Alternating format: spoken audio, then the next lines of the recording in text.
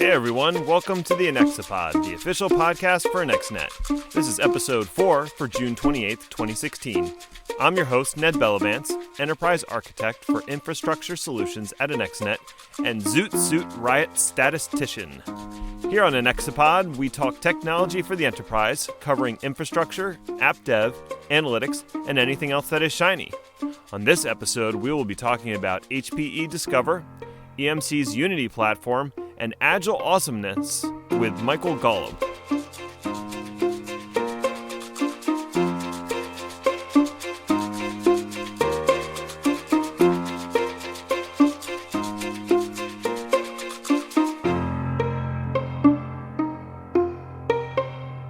There was a point in my career where I had to make the decision whether to go deep or go wide. And by that I mean, should I delve into a specific technology area and go as deep as possible? Or should I try to learn a little of everything within the field? I had started at a small 200-person company where I was responsible for all aspects of IT, including servers, desktops, networking, and telecom.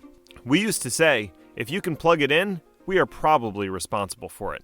That even included air conditioning and the vending machines in the kitchen. Do you know how to refill the change hopper on a vending machine? Sadly, I do.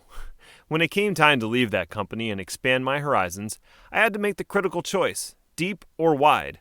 I was already a generalist and skilled enough to be a junior admin on a highly focused team, like storage and backup or virtualization. Instead, I decided to become a sysadmin generalist and continue down the path of knowing a decent amount about a lot of things. It would appear that the industry has mostly agreed with me.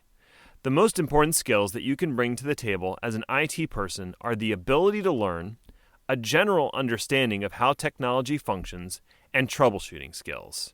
Having a fundamental understanding of things like networking, storage, and compute gives me the ability to converse intelligently with specialists from those areas and understand at a 10,000-foot level whether or not something is technically feasible. Having the ability to learn allows me to go deep on a specific topic if the occasion calls for it, and be able to keep up with constantly changing technology. Basic troubleshooting skills are essential for me to be able to figure out what's happening when things don't work as documented, which, let's face it, they seldom do. Things are in a big state of flux for the industry as a whole. The changes predicted by software-defined everything are starting to come home to roost. New platforms like unikernels and the machine are going to disrupt entire disciplines. If you spent the last 20 years becoming an expert on one very specific technology, you might see demand for that expertise start to dry up. Unless, of course, you work for the federal government. Then I suggest you go learn some COBOL. My point is that generalists, utility players, jack of all trades, whatever you want to call them, those are the IT folks who seem to have the brightest future. There will always be a need for specialists and subject matter experts, but that demand is being pushed back to the periphery and into the vendors. Boots-on-the-ground IT folks should be embracing generalization and learning all they can about the full stack. That's enough for my rant. Let's move into the AnexiBytes.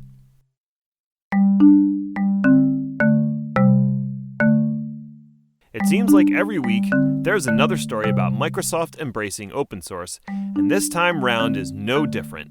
Microsoft has announced that it will be developing its own version of FreeBSD 10.3 to run in Azure. The goal is to provide users with an enterprise SLA if they would like to run FreeBSD in Azure. As one of the main operating systems selected by vendors for software appliances, FreeBSD will continue to become more prevalent, especially as network function virtualization continues to expand. If you are a vendor developing a software appliance for Azure, running their flavor of FreeBSD could give you a boost in performance and support. Microsoft's investments are being pushed back into the general FreeBSD code, so in true open source style, everyone can benefit from the work Microsoft is doing. NetApp number 2 in flash arrays.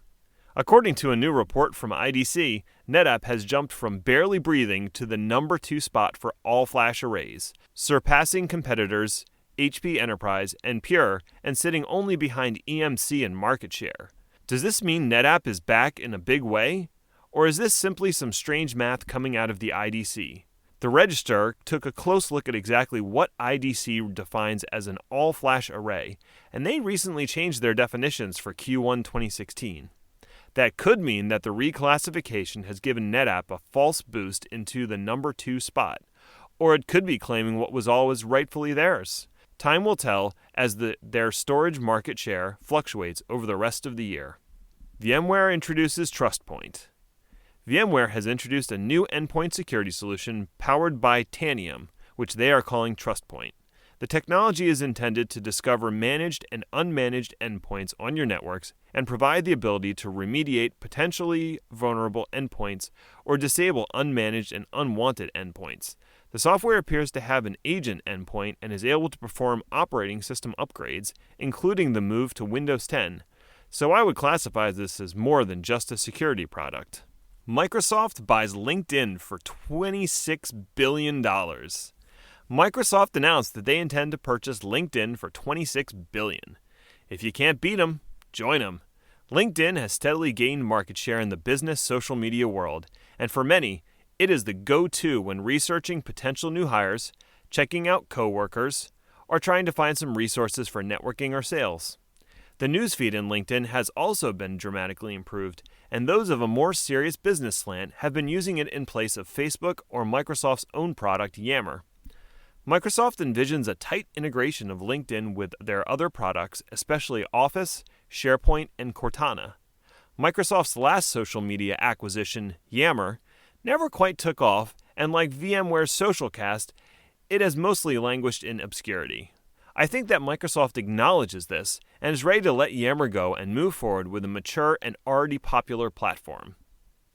Cisco Mpls shakeup. Cisco engineers Mario Mazzola, Prem John, Luca Caffiero, and Soni Giandani have departed Cisco after being moved from their role as spin-in all-stars to advisory roles in the company. The team, often dubbed Mpls for their initials, were responsible for the current Nexus 9K series and ACI software-defined networking technology. With the retirement of John Chambers and ascension of Chuck Robbins, it appears that the history of spinning MPLS out to develop technology and spinning it back in may be a thing of the past. Some folks have been critical of this model and the technology it has produced, calling it buggy and half-baked. That hasn't been my experience so far with the Nexus 9K platform, and I would argue that Cisco needs to make some moves away from traditional enterprise sales into new growth areas as exemplified by their recent purchase of Jasper to expand more fully into the IoT marketplace. And that does it for the Anexibytes. EMC's new Unity platform. Now, I'm not talking about Unity, the game system. I'm not talking about Unity from Nexsan, and I'm not talking about Unity, the interface for Ubuntu, or many of the other products that are already dubbed Unity. I'm talking about EMC's Unity, the new mid-tier storage platform from EMC. This little guy is a minimum of 2U that will give you block and file storage on the same storage platform with expansion disk shelves 2U or 3U in order to expand the array. It has its own built-in management product, which we know as Unisphere, to manage the array, so no external server is needed for management. For those that have been around storage for a bit, you probably find this description very similar to a VNX or a VNXE that EMC has had out for some time, and you'd be right. Unity is their successor, merging these two platforms together. Unity comes in 3 flavors: Flash, Hybrid, and VSA. Flash is, of course, all flash. Hybrid employs flash, SAS, and nearline disk to allow for automatic tiering, or fast VP as EMC calls it. VSA is the build-it-yourself method, allowing you to deploy the Unity system in your virtual environment. You present virtual disks to the VSA, and it uses the Unity software to manage these disks like a storage array. The baseline VSA is a free download for non-production environments and is limited at 5 terabytes of storage. So that gives you plenty of room to play around, learn the interface, learn the system a little bit, and maybe even use it for your non-production stuff. And when you're ready to take the step up, you can purchase the physical device or a production version of the VSA. The Unity hardware comes in a few different models, but all are managed the same way and look similar from the outside with the same capabilities. The larger models can obviously handle more drives, more cache, and are geared towards higher I/O workloads. Each box comes with 2 controller service processors. Each SP has 2 I/O slots, which support a number of different types of connections, including SAS, Fibre Channel, and IP. If you have some experience in a unified VNX system, you will notice an absence of a control station and data movers. All of these services are now being served by the service processors, reducing rack space, the mess of cabling, and having to maintain 2 separate code bases, one for your block storage and the other for your file storage. Say goodbye to the Solera and hello to Unity. Like the VNX series, Unity uses disk pools to carve out their LUNs. They can be single disk type or contain multiple disk types. Using FastVP, data that is contained in a pool can be promoted or demoted up and down depending on how often the data is accessed. Each type of disk in a pool can have its own RAID type, meaning SSD drives can be RAID 10, SAS can be RAID 5, and Nearline can be RAID 6. LUNs and file systems are carved out of your disk pools. Gone is the idea of separate disk pool for file. To manage Unity, you will now use the brand new HTML5 Unisphere. No more Java roulette to get the GUI to load, as most modern browsers will work with Unity Unisphere. And that wraps it up for the EMC Unity platform. Up next, I have an interview with Michael Golub.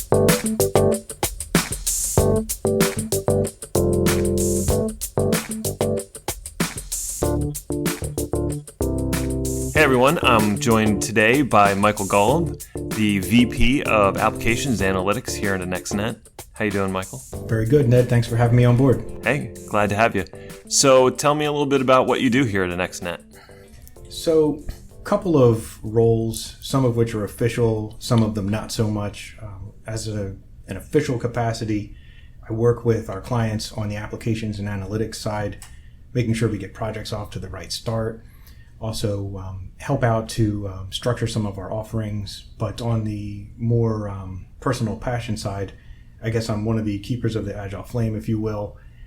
Helped initially to craft our go-to-market approach with Agile and pretty much try to insert myself wherever I can when it comes to some of the larger Agile engagements and coaching opportunities.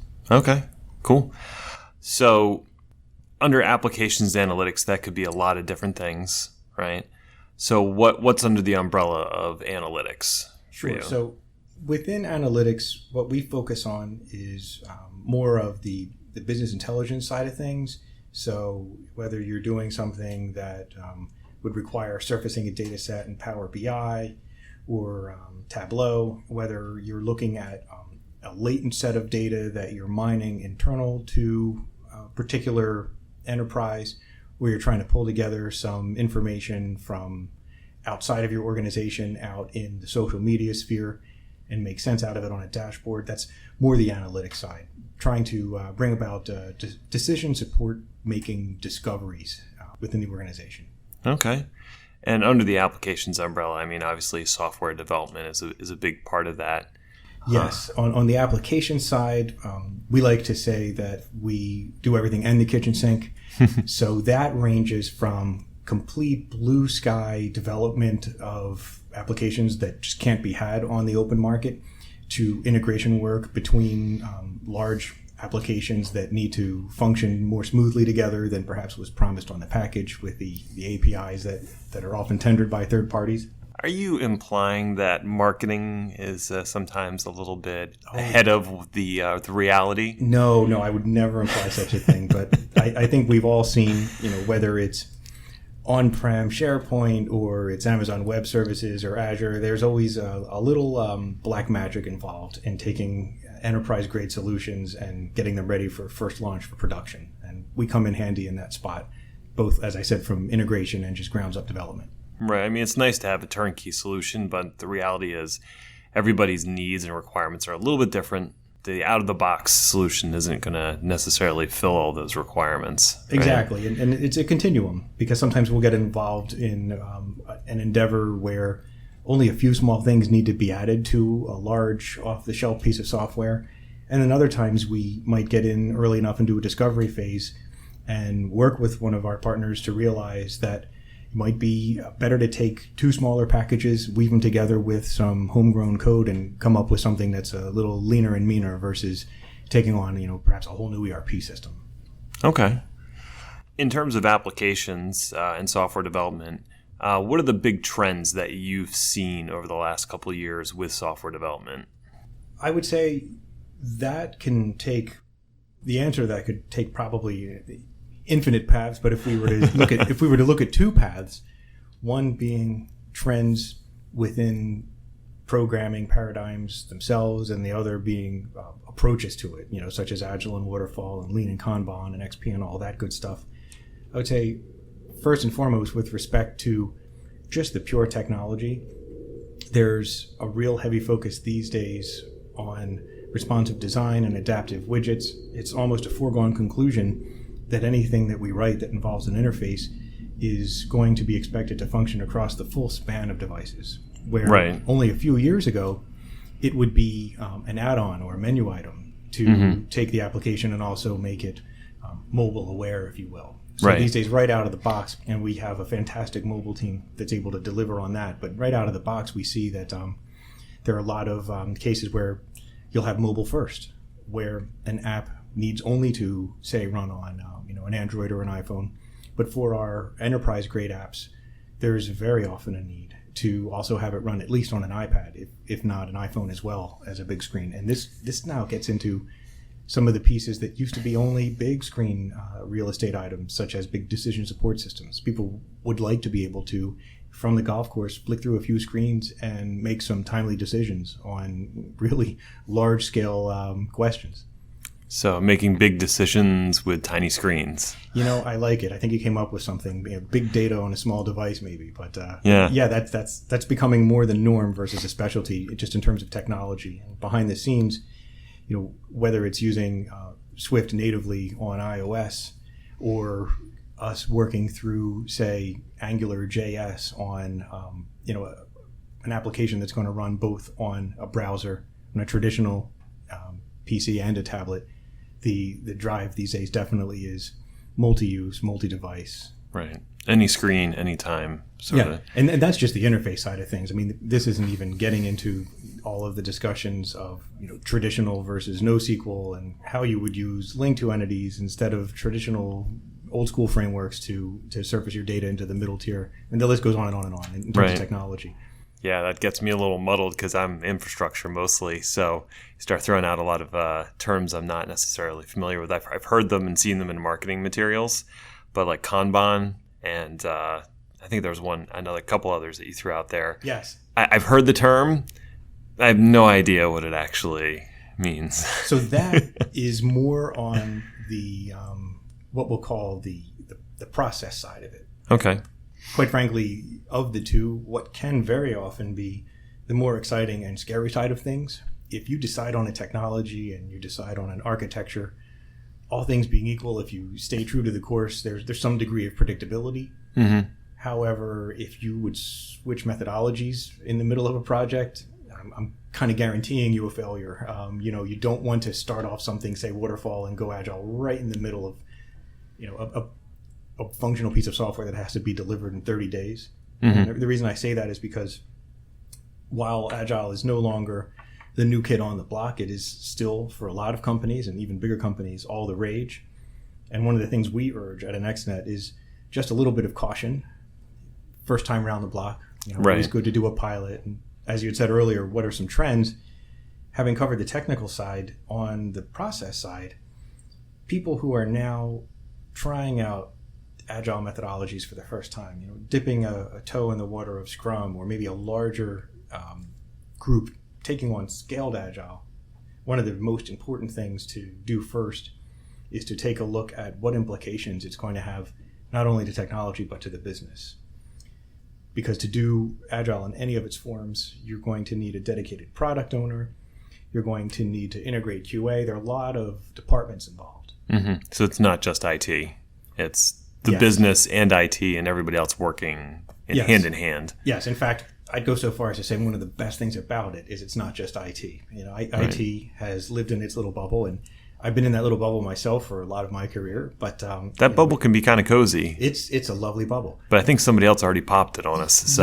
Yes, indeed. And now that we're flying through the air without a net, it's all kidding aside a great thing, because it involves a certain commitment from the business, and there's a transparency, because with that level of commitment and that daily interaction, there's no hiding. And there's really no longer a desire to, when you're delivering consistently and on target. And if there are reasons why you're not, the fact that they're known and understood, I think it's just the best way to play.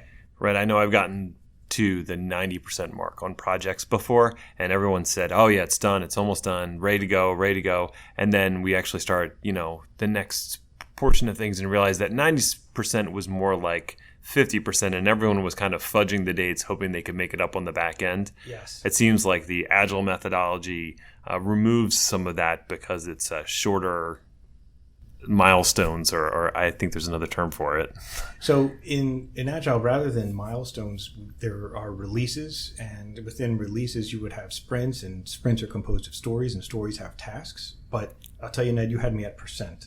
Percentage is the one thing that anybody within the Agile framework or family will say, that's sort of the beginning of the end. When you're talking to a group of people and they say you're 50% done. And one of the adages that I've heard a couple of times is try to apply that to something in your daily life and just see how well that holds true. If you're having dinner and someone says, how far are you through dinner?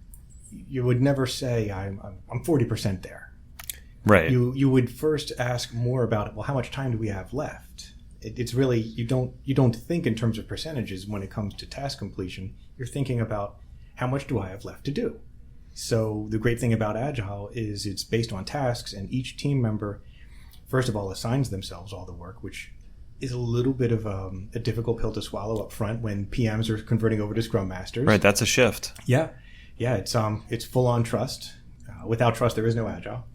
But people assign themselves tasks, and then they report out on what's left to do. There's no discussion of how much has gotten done, what percentage of the work it makes up, or anything of that sort. All that's left is, how much do I have left to do? And as it turns out, people are pretty good at that. Most folks that have done even a small amount of estimating can look at a problem and say, I think if I had a little bit more time on this, I could finish it. And then it becomes concrete, because you feel in your gut, I need 2 hours to get this done. Right. You don't feel in your gut, I need 36% more in order to complete this. We just don't work that way.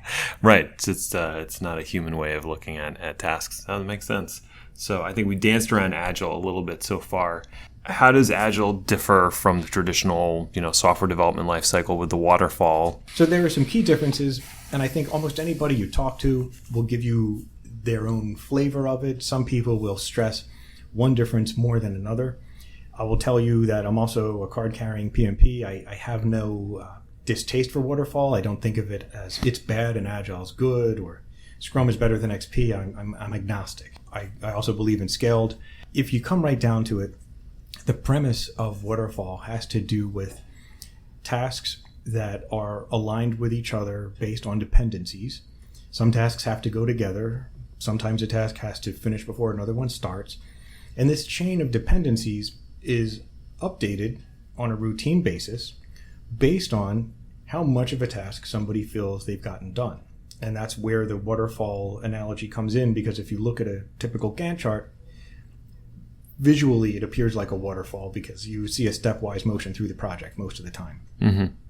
So the key tenets of waterfall revolve very strongly around the control of the project and the upfront identification of risks and issues and the logging of them. And these are all good things, but there's a supposition that with enough time spent planning, the project will go reasonably according to plan, and changes will be made as necessary. But there's an assumption that there is a straight line between here and 2 years from now, that if everything goes optimally, we will follow that line. Right. So if you're doing something like building a skyscraper in 2 years, you could probably follow that methodology pretty straightforward. There's not going to be any huge surprises about building a skyscraper. You might, but you're also talking to the wrong guy there too, because I would probably contend that the skyscraper is going to get built better if you used agile teams. But then again, I'm not an architect, but I will tell you that in agile, everything got turned on its head, and the reason being that self-assignment and self-managing teams had been observed to work better. And they work better because there's less friction, there's less drag, there's less trying to make something look good so it matches the plan. Mm-hmm. There's a very honest and open daily, this is what I got done and this is what I didn't. And not every agile project is magic. I've been on agile projects that have had very, very difficult challenges. Staying late and working weekends, and by the team's own choice. Also in agile, nobody is threatened to do anything. You sign up and you make a commitment at the beginning of the iteration, the work cycle, and the team understands that we've promised we're going to do this. We're going to do everything in our power to do it. However, if it doesn't work, we're going to learn why it didn't, and we're going to take precautions next time to avoid that same problem. So again, it's very trust-based. Mm-hmm. There's a lot of time spent getting teams to gel together and to work together. Very often there'll be some peer programming where developers will look at each other's code. The QA people that are on the team will learn about not just how the individual functions are supposed to work for the end user, but they'll even look at the code and understand how it works a little bit. And that's great because you have a very deep sense as a person who's testing what you're testing. And likewise, the developers benefit from code that's being tested on the fly. Mm-hmm. So rather than wait till the end in waterfall, we have phases. And when we get to the end of a phase, we perform a certain test. And then we determine whether we move to the next phase. In Agile, this is happening iteratively all the time. So as developers are working through stories, QA is welcome to come in and beat on that story and give feedback. In fact, every story that's finished, at the end of it, the product owner is then able to accept and reject that story. So by the time we get to a sprint review, everything, if we've been following the process, has already been reviewed. In fact, what we like to kid around and say is that for the product owner, a successful sprint review should be really boring because they should already have seen it all and right. just kind of be there for a support function, maybe to explain it to some stakeholders. If product owner is seeing something brand new in a sprint review, that means maybe we didn't really stick to the process. Yeah, and the projects that I've worked on that have gone sideways the worst are when you get towards the end of that finish line, you're doing a report up to the owner, and there's some surprises in that. Yes. And somebody comes out with, oh, well, that's actually not ready, or this doesn't work because of that. Yes. And suddenly you find yourself way behind and you're adding weeks or months to a project when you thought you were only a couple weeks away from completing. And to not have that visibility earlier on in the project is really damaging. Yes, and so what you said right there is also one of the cornerstones to the whole movement, whether it's Scrum, Scaled Agile, XP, Kanban, any of these approaches that try to limit the amount of work in process. They do it because, harking all the way back to W. Edwards Deming, who some people consider in a way the godfather of lean and agile, there was a concept that was first popularized in some of his work in the 50s that said the increased focus on quality is going to bring about better results, better revenues, better profits, whereas an increased focus on the latter is going to make quality suffer. So within these more evolved frameworks, this constant focus on quality and inspecting and adapting yields better products. And to go to your example where you said at the end there were surprises. So first there's the pain of the surprise. Then there's a slight demotivation on the team's part. Then there's the recovery from the surprise. And while that's happening, there's a distraction from the work that's probably already got started, even though the surprise is being dealt with. So it kind of hits you three ways every time something goes sideways with quality. Mm-hmm. You mentioned lean and work in progress. And I know that the lean production method was originally developed for manufacturing. Yes. believe. So how did that find its way into software development?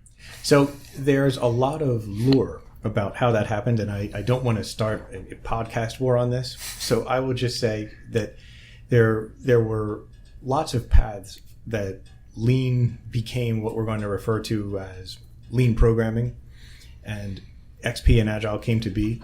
But to put it simply, those ways of thinking found their way into software methodologies through various authors. You had Poppendix, you had Mike Cohn, you had Ken Schwaber. There were a lot of people that were there at the forefront of the current movement.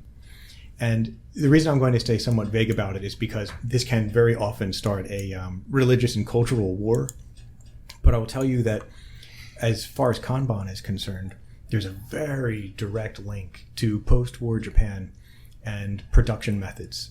And Kanban really had more to do at the time with having the right amount of inventory and the right amount of work in progress at any one time. And literally cards were held up on production lines when an additional amount of inventory needed to be delivered or something needed to be changed.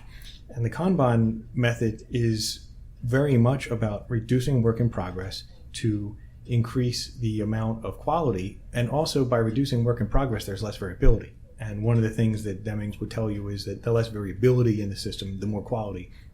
And while today that just seems to make a lot of sense, there was a time prior to this where perhaps it wasn't as intuitive. Yeah, that makes me think of when a measuring cup was not defined as a measuring cup. Right. It was just the cup that you had hanging in your kitchen. Right, or when feet were supposedly, and maybe this is just lore, but how long the king's foot was. Right, so, right. And apocryphal or not, it sheds a light on, variability versus having standards and yes. consistency. And I like consistency when it comes to projects. Yes, and I'll throw something in about variability and consistency. Only maybe 5 or 6 years ago, there was still this kind of lingering feeling about, I'll say Scrum in particular, because I had been working in Scrum at that time, that somehow it was loose or a little chaotic or maybe some anarchy and developers are doing whatever they want. And what could be worse than that? What's interesting though is looking back, it's far more rigorous than any other methodology that I've bumped into. I would say, waterfall. I've not done as much with XP, but I'll tell you that Scrum in particular, Agile at large, requires a daily stand-up where you report out on what you committed to do the day before, what you actually got done, and what you're committing to do the current day. Not what you looked at, not what you were interested in, not what took up your time, but what you actually committed to and what you got done. And that is a very, very direct, objective, hardcore, no place to hide set of questions to be asked. What did you say you were going to do yesterday? What exactly did you get done in terms of that task? Show me a task now that has less hours on it. And what are you committing to? What are you telling the team you're going to get done today? That's incredibly rigorous. And I think it takes a lot of courage on the part of developers to sign up for an Agile team. To me, I find it not at all to be looser than waterfall projects. Mm-hmm. As I said earlier, no disrespect to waterfall, but you can hide behind large objects within that methodology if you see fit. Whereas with Agile, there's just no place the sun doesn't shine. I like the sound of that. Yes, it's also a probing methodology insofar as the Scrum Master will ask you directly, in retrospectives. Okay, everybody, what went wrong? What can we do better for next time? It's not sidelong stares around the table. People need to step up and sometimes call each other out respectfully. But if there's a particular team member that perhaps was weighing the team down and maybe they need to get some additional training, these things are said out loud. And that takes a degree of trust and maturity, and I think just some good old-fashioned strength and some gumption to have men and women on the team that are both able to say that and to hear that. And I think it's also one of the defining qualities that makes it a really strong trust-building methodology. Yeah, I could see, as a developer, if I wanted to hide something or I didn't necessarily trust my fellow developers, Agile wouldn't work very well for me. You might get away with it for 7 hours. 7, but hour 8, it's all over. Well, because if after a typical work day you come back the next day and it's not done, we're going to know, and we're going to say something about it. And, team members are encouraged, again, politely. It isn't meant to be backbiting, but we are meant to call things out, and things are done by people, and names are used, and it gets to the bottom of it pretty quickly. Yeah, it sounds actually better than a lot of the passive-aggressive type things I tend to see in some projects, where no one wants to call anyone out directly for something. Yeah. So people talk about it in a third passive voice. Yes. Like, well, this didn't get done, not you didn't finish this. This just didn't get done. Like a magic fairy didn't finish that task for everyone. Yeah, and that can fester for a long time. Yeah. In a typical stand-up, what often happens, and I've seen this, there's a certain etiquette that teams develop, but what tends to happen is there's a way to be direct while still honoring your teammate. Very often what will happen is somebody's reporting out, and they're perhaps talking about what they're committing to today, and one of their teammates may say, I have a problem with that because what I discovered yesterday or last night, I feel makes it impossible to take this on right now. Now, they didn't necessarily say, Ned, you can't do that. But having jumped in right after you spoke, it's obvious we're not having this discussion. But the beauty of it is it's caught in the moment. And very often you're going to have the product owner on the phone as well. I'm a really big fan of everybody gets to hear everything. There's the old adage of chickens and pigs. I don't know if you've heard this one. No. But, so whether it came from Agile or Scrum, the concept of chickens and pigs goes like this. The team refers to themselves lovingly as pigs because they have skin in the game. And if we were going to have a country breakfast with bacon and eggs, the product owners and management and whatnot would be referred to as chickens because they can lay eggs, but the sacrifice that they make to the team for the breakfast is altogether different than the pigs. So that can be a harsh analogy, particularly for vegetarians. But the idea is that if you're really in it and you've got skin in the game, you're making the calls, you're making the decisions about what's going to happen on a daily basis with the Scrum Master. The product owner will listen in and perhaps give the team guidance at the right time, but they won't break in and try to steer that daily stand-up. Right. And so it sounds like it's a pretty big cultural shift for anyone who's working in a different methodology. So what's sort of the stand-up time and the training that has to go on prior to jumping into an Agile project? So that's going to be obviously very different for every group. Sometimes an organization will choose to do a pilot and test it out, and maybe they haven't committed to quote unquote going Agile. And you can walk into an organization that has a deeply entrenched waterfall culture. Some older companies that have been around for some time have this. You can walk into a smaller shop that has perhaps no methodology at all. There's nothing wrong with that, making it up as they go along. Mm-hmm. Or you can sometimes also bump into a group of folks that will tell you they've taken Agile and they've done really questionable things to it and they have their own version of it and they're not very happy and they'd like to kind of get things right again. Right. So, each one presents its own interesting challenges. I will say the third is often the most challenging because one doesn't want to arrive and say, you're doing this wrong. Right. But there are times where you might want to steer people and say things like, well, for this particular piece, you have two product owners. That's sort of not a good idea because if you have more than one, now you've broken down that special relationship the team has with the product owner where they're getting feedback during the day because the product owner has been granted autonomy by the organization to give feedback and to reject and approve things. So just little things like that. Mm-hmm. When you're going into a shop that's perhaps tried and gone a little sideways on Agile, that can be tricky. When you approach a team that's been happily doing waterfall for a long time, that can be tricky too because if things are going well, why bother?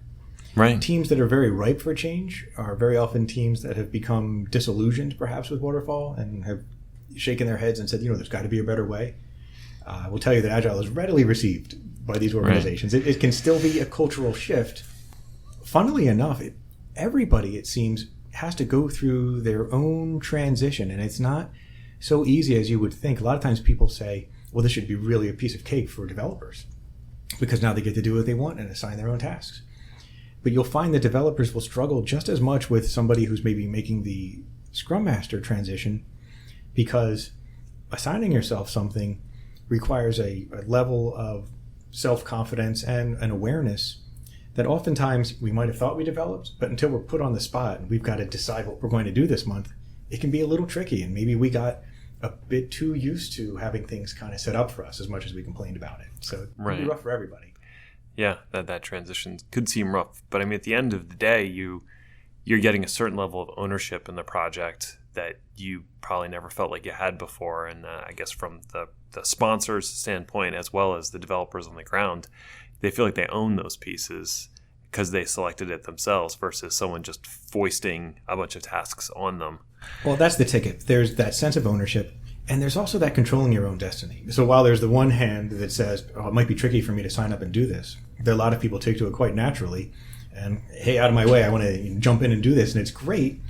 It also shows the team a lot more about their team members than they might have known before. And I think it makes for better working relationships. When those retros come, they can be pretty rough. You learn a little bit more about your teammates and what they wanted to do and what they had wished you had done and maybe what they want you not to do so much of next time. And we also learn a bit more about our strengths and weaknesses. Perhaps I thought I was a really good database person as well as middle tier, but I wrote this god-awful query that nobody can seem to understand. And as it turns out, maybe I won't do that again next time, or I'll start on a smaller piece.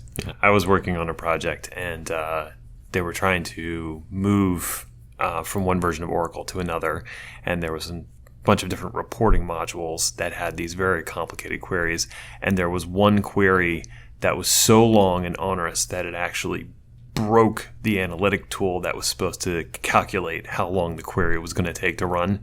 It was just so ridiculous and had so many joins that the tool just gave up and threw an error. And that's where a team would probably jokingly, maybe do like a one-off, you broke the tool t-shirt. Yes, that happens, and the recognition of it. That's another thing I've seen too in Agile teams. Again, not all of them, but there's also a lot of kind of friendly jostling, because if somebody managed actually to write a query that could bring the system to its knees, there almost needs to be a special recognition of that. Right. You pegged it. Yeah, well done. You did it. But the great thing is then we would take that person and have a sit down and say, is this where you're at? Is this your passion? Do you really want to nail this? Because maybe we'll get you some training. Or it may come out, look, I did it because so-and-so was on vacation. I don't really like to write these queries, and I did it in a pinch. Well, then we'll find a way. And that's the other great thing about having a largely self-functioning team, is that you can keep that team running and getting better and better, particularly in scaled Agile, where you're talking less about projects and you're talking more about groups that make value streams work. Because in scaled, what we're talking about is more taking release trains and running them over time in order to produce results in a continuous fashion instead of piecemeal. There's a project and then everybody goes away and they come back and do the next. Teams within scaled Agile work on value streams, and a really nice side effect of that is people get to know each other and gel, and you've got dynamics that really pay off in terms of dollars and cents. Again, this isn't all just about feel good. I know I'm saying a lot about some of the more touchy-feely parts of it, but there is an honest to goodness, at the end of the day, efficiency that's gained where software is delivered on time and with higher quality when you have people that are happily working together and trust each other. Right. So you mentioned scaled Agile, yes. And that seems like it's moving outside of necessarily just software development, but also include other groups. Yes. How do you see sort of Agile expanding out into other aspects of information technology? And is there a place where it naturally fits and expands to? The discussion of Agile and scaled Agile is sort of a different one than what Agile is expanding into. So to talk briefly about scaled Agile versus, I guess, what we'll call good old Agile. Okay. And I love them both. I was trained directly by Ken Schwaber and have nothing but the best things to say about traditional Agile, and recently attended a wonderful class from Joe Valone at Scaled Agile, where I got my SPC4 certification. So I'm a big fan of Scaled as well, but it really does have to do with scale, no pun intended. When you have larger organizations and you have groups of 150 or more that are working together, and then multiples of these groups, trying to keep something of that size coherent is difficult to do without some of the, we'll say, apparatus that Dean Leffingwell put in place.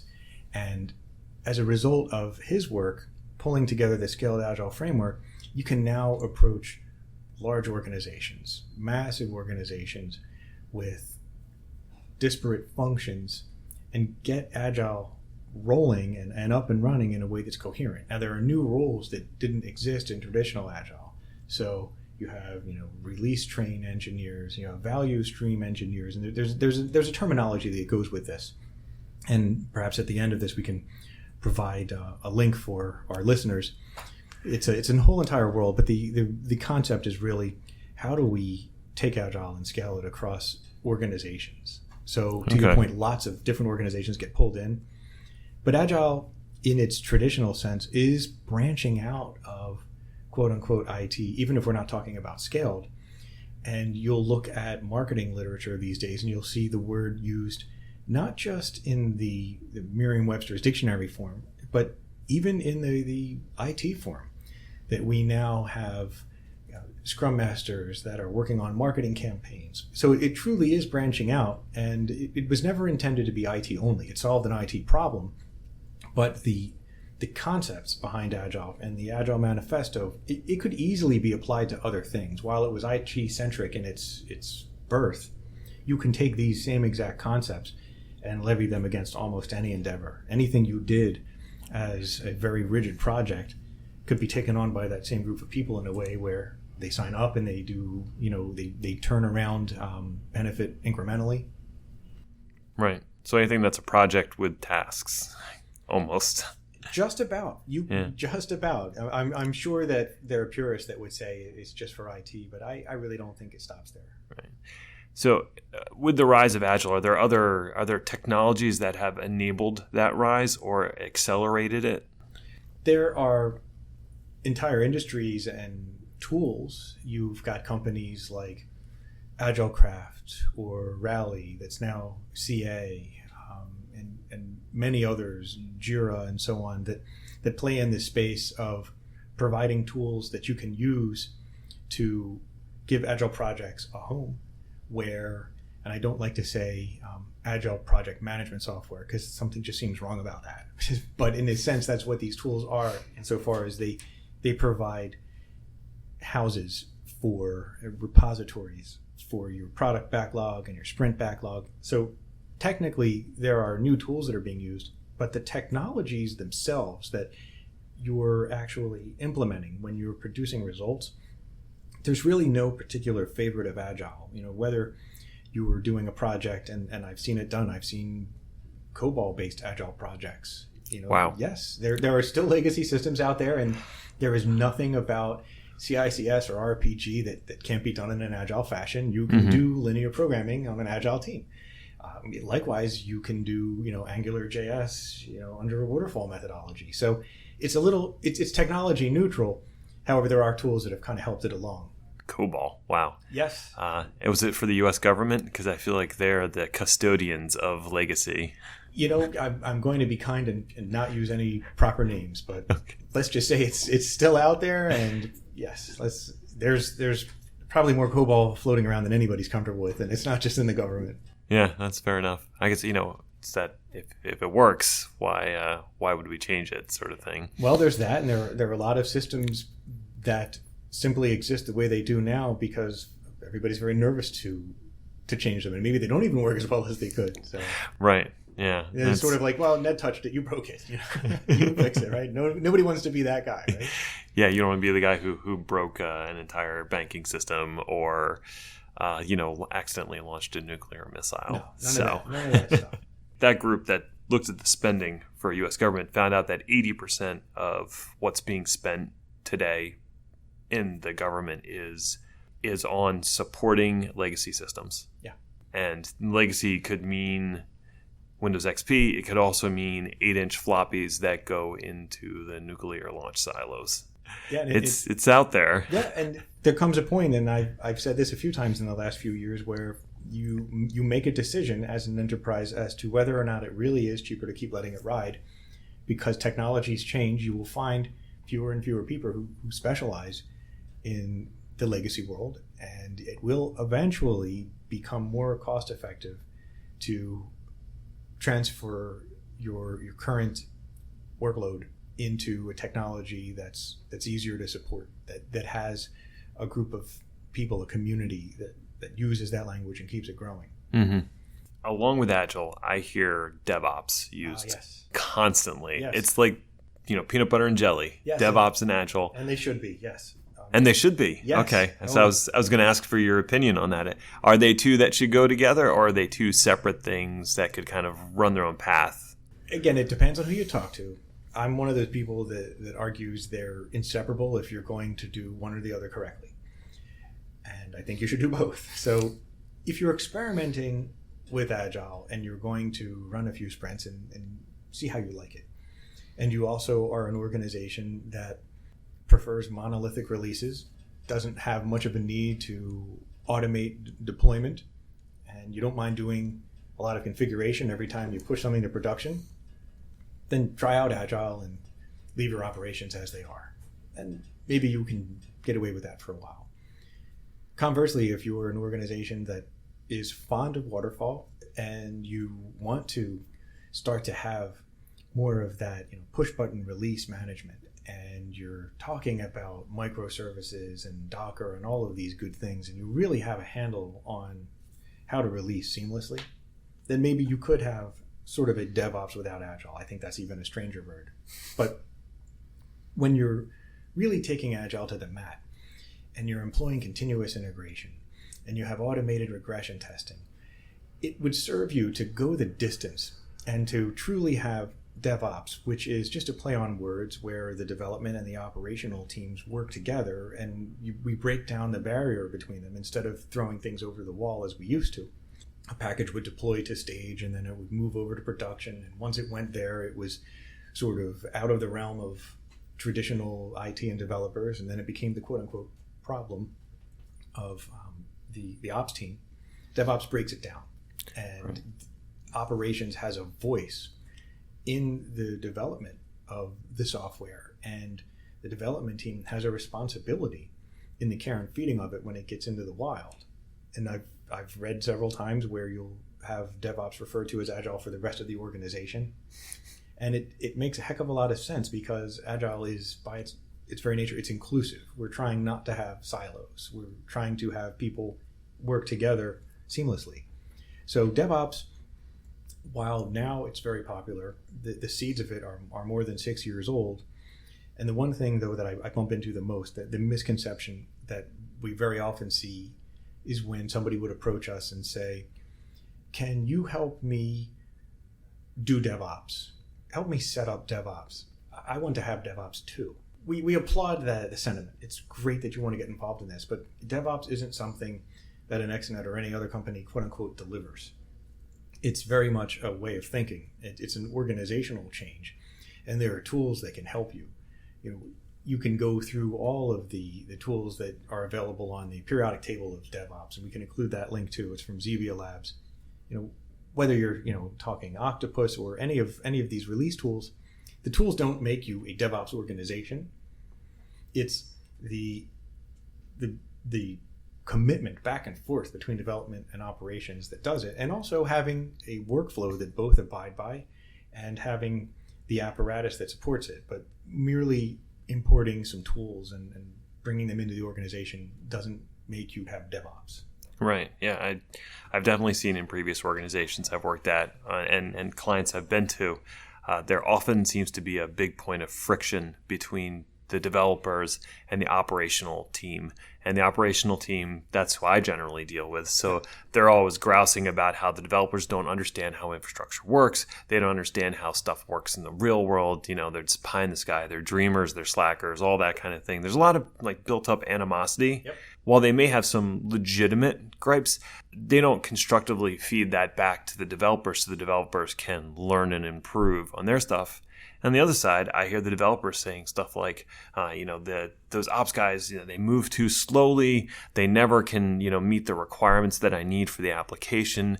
They don't understand, my viewpoint. The gripes start sounding similar, just with slightly different acronyms. Yep. But the two don't seem to talk to each other very much. And that's the problem, is that it becomes tribal. And we have the ops lens and we have the dev lens. And if you went to school to be a developer and now you're very proud of yourself and you're writing this great enterprise grade code and it's being deployed by some nameless person somewhere on some server, well, you have a problem, right? Because you have just taken the whole means by which that application is providing value, you've just distanced yourself from it. Whereas on the other side, and I'll go with the negative path first and then we'll do it the nice way, as an infrastructure person, practicing your art and thinking of the developers as just those kooky engineers that come up with things that can't ever really be made to work because the constraints they place on the system aren't realistic. And nobody's really thinking about how I would distribute this workload across these things. I mean, it's the same thing. So in order to foster, or in some cases force, a healthy appreciation, both are made to walk in each other's shoes. To me, at least, that's more the promise of DevOps than the tools. The tools are great, and the processes are great, and having automated release is fantastic. And if your goal is to reduce the amount of work it takes and the disruption it makes every time you do a release, which is a lot of the mantra that we'll hear in DevOps, if that's really your goal, you can only do it when these teams are beholden to each other and not just sitting in the same meeting. But when the development team has some skin in the game and they need to pony up and actually be a part of it and help out when it comes to releasing this thing, and when the ops team is asked to make some decisions during the engineering side of it, knowing you're going to have to live with the results of it, it really, I think, then drives DevOps home, and it breaks down that throat over the wall, and there can't be that finger pointing anymore, because now we're all sort of responsible for this. Right. Again, ownership, right? Yes. You can't let the developer drop his code off at the ops door and say, all right, well, I'm done. I release my ownership and responsibility for this. Right. By the same token, the infrastructure and ops guy can't be like, well, it's not my problem. You wrote this. Right. No. I mean, everybody wants that solution to be effective and provide value to the business. Yes. Once the tribalism sets in, you lose sight of that goal, and it's more just, I want to protect me and mine in my little ops group. Yes. And whether this product is successful or not is not as important to me as whether or not my team's getting yelled at. Right. And the opposite is, and when you see this, it's great. And I would like to see more of it throughout the industry. But when you have a quote unquote developer having a discussion around the table and saying things like, the way that this is currently structured would make it very difficult to do some sort of a modular release. It would be really hard to only update this portion of the software. And if we've got to release everything the next time we make a change, that's going to be highly disruptive. I think we need to talk about breaking this down and talking about the impact it has and how to make it a little bit more configurable. That's bringing about the realization that needs to happen, that you can't just write a whole bunch of code and it's somebody else's problem. And likewise, from the ops side, if there's feedback that says, this is now moving to the cloud, and as a result, we're going to be able to scale up and down compute power. I want you to think about that when you're doing your designs. Maybe there's more or less that you have to do the way that you're designing your business rules. Let's talk. So these conversations now are starting to happen instead of just being after effects, and instead of being narrowly focused on I'm going to keep this thing up and running, or I'm just going to write this wonderful bit of code. Okay. So for the folks at home, if they want to read more about Agile and DevOps, what are some good jumping off points? Is there a book or a website, a blog? I would say selfishly, they should reach out to Anexinet and have a discussion. Yeah, that's a good idea. I like that. there are some texts that I think we can put down below and provide some links. I would say we're lucky to have folks like Tom Jadico on our team, who is heading up a lot of our DevOps initiative. We've got Doug Paradise as our CTO that is equally well steeped in the matter. I myself play in that arena, leaning a little bit more towards the Agile side of things. And we'll provide our biographical information. And we also have a killer ISG team that can, I think, run circles around anybody in terms of thinking through what's it take in order to make determinations about cloud or on-prem. And if there was going to be a DevOps play in a company, who do we have to get involved? Knowing the infrastructure piece and understanding the implications of workloads and how changes to them are going to affect production is huge. So I would say, selfishly, start with Anexinet, and we will also provide some links below. One of them I mentioned earlier, Zebia Labs has the periodic table of DevOps, and I think that page alone deserves a Nobel Peace Prize. You can click on any square within this periodic table and receive a little dossier on the product, and they have it mapped out based on concern. Whether it's security or deployment, it's brilliant. Wow. Okay. I think I've seen that, and there was so much information in the graphic. It was overwhelming at first, yes. But yeah, if there's a specific area that you're interested in, they've got it covered. Yeah, as a quick skim, it's a lot of fun. But if you were to get deep on it and really try to click through those things and get a sense of the landscape, I would say block off an afternoon and get cozy with the periodic table. It's amazing. Oh, easily. Yes, yeah. Yes. There were products I'd never heard of and ones that I had heard of but didn't know exactly what they did. And I was like, oh, okay, that's what that does. Let me dig a little bit deeper. And next thing I know, it's 3 hours later. Yes, yes, time flies when you're playing with DevOps. So last question. I like to ask this of everyone. So don't think too hard on it. Okay. Favorite 80s movie? Favorite 80s movie? Star Trek Wrath of Khan, I think. There were these little boar worms that drilled into... Yeah, I'm not sure what that says about me. You're trying to get an earworm in the public about... an earworm into the public's mind of DevOps. And Agile. So, all right, we'll ride out on that. Well, thank you very much, Michael, for joining us today. Thank you. I appreciate it. It was a lot of fun. And if you have questions for Michael, we'll put some contact information, and you can reach out to him. Awesome. Thanks, man. Right, thanks.